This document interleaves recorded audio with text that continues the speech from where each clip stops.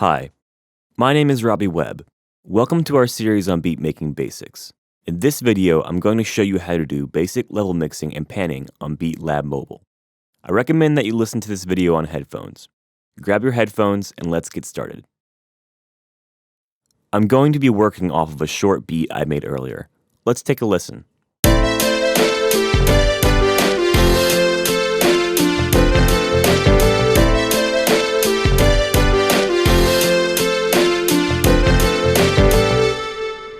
All of the individual parts sound good, but overall the beat sounds a little loud, cluttered, and not quite as clear as I want it to. We're going to fix that by adjusting the level of each track and the panning. Before we start, we're going to set the beat to loop over and over again so we don't have to keep going back to the start of the project every time it finishes playing. We're going to do this by tapping on the red bar above our first track. When the bar lights up, our loop region is active. We can now drag the edge of that bar over the section we want to loop, like this.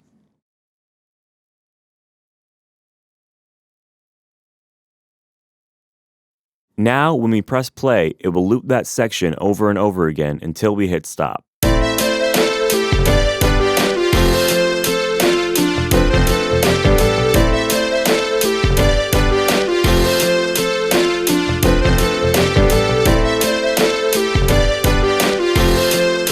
Now that our loop is set up, let's get to mixing. To get to the mixer view, tap the icon in the bottom left corner. Here we can see that every track has a number of different controls available. Let's go over them.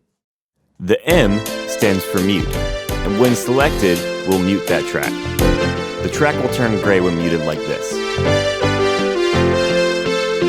To unmute, just hit the M again. The S stands for solo, and when selected, we'll only play that track.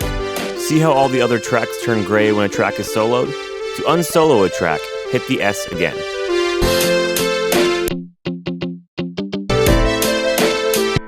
The next control is the fader right here. It controls the volume of individual tracks, like this.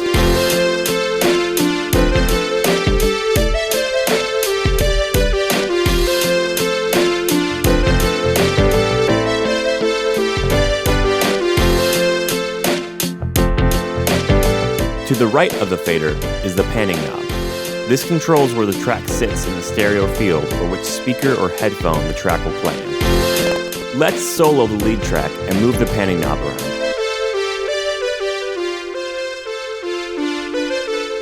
If you're listening on headphones, you'll hear the lead track move back and forth between your left and right ears. Panning a track can help give it a distinct place to live in the mix of our song, making the song sound bigger overall and making each track easier to hear. Using the faders and panning controls, we're going to help clean up the way this beat sounds. To start, we're going to bring all of the faders down.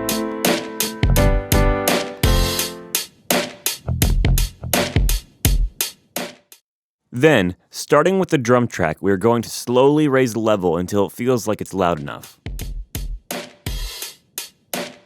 Then the bass, the piano track, the rhythm guitar track, and the lead track.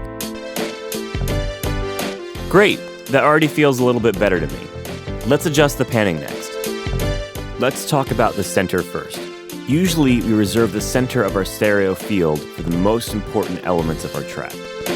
In most forms of popular music, the elements that are considered to be the most important are the drums, bass, and the lead vocal, or in the case of this beat, the lead synth. So we're going to keep the drums, bass, and lead panned in the center. That leaves us with the piano and the rhythm guitar tracks. Let's try moving the piano to the left. We may have to adjust the level of the track after we pan it depending on how loud we want it. We can hear the piano much better now that it's the only sound taking up the left side of the stereo field. Let's move the rhythm guitar over to the right to balance it out. The rhythm guitar is much easier to hear now that it's panned. Let's take a listen to the beat one more time and make any final level changes.